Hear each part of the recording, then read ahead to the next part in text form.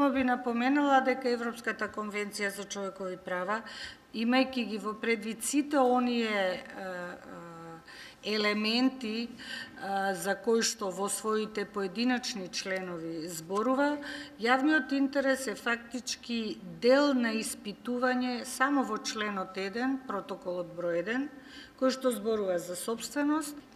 Значи, прво да се одговори на прашањето како судиите да го сочуваат интегритетот во услови на притисоци, треба да се тргне од позиција од каде доаѓаат тие притисоци, кога тие притисоци почнуваат и на кој начин се остваруваат тие притисоци.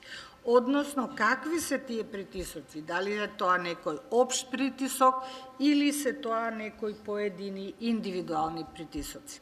Она што е обврска на државата е да обезбеди независност и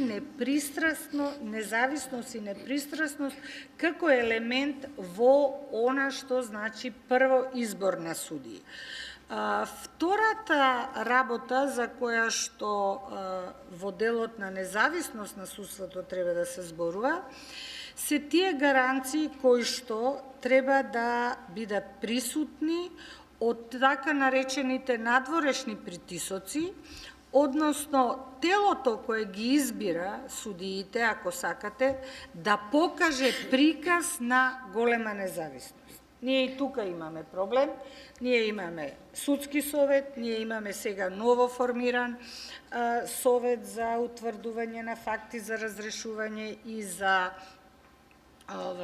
покренување на дисциплинска постапка, кои што тела треба да покажат на вистина постоење на една независност во обавување на нивната функција, односно во изборот и разрешувањето и дисциплинската постапка. Интегритетот во делот на притисоците почнува од оној момент кога се врши избор. Значи, притисокот дека некој е избран и дека некој треба понатаму, заради тоа што е избран да се однесува вака или така према одредени тела или према одредени поединци, е нешто кое што секоја држава треба да се стреми да го тргне сосема на страна.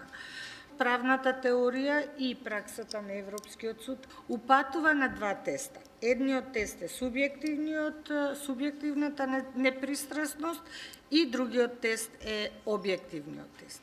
Кај субјективната непристрасност има еден институт изземање, кој што може на некој начин да го санкционира оној притисок евентуален кој што се врши врз судиите, и судиите постојано треба да бидат во една состојба да размислуваат дека може да се бара изземање и тој нивни интегритет во делот на изземањето треба да го покажат не само во текот на судењето, туку и во текот на целокупната постапка за изземање.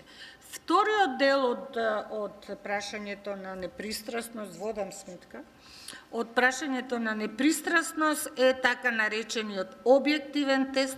Тој тест е во таква смисла што судијата сам треба да нуди гаранции поволни за да го исклучи, вели, легитимниот сомнеж во непристрасност. Во тој дел, мислам дека Македонија е на многу голем тест, каде што на вистина треба да се докаже кој е интегритетот на судијата, за да можеме да кажеме дека целокупната слика која што е презентирана за судството може да го задоволи овој објективен тест.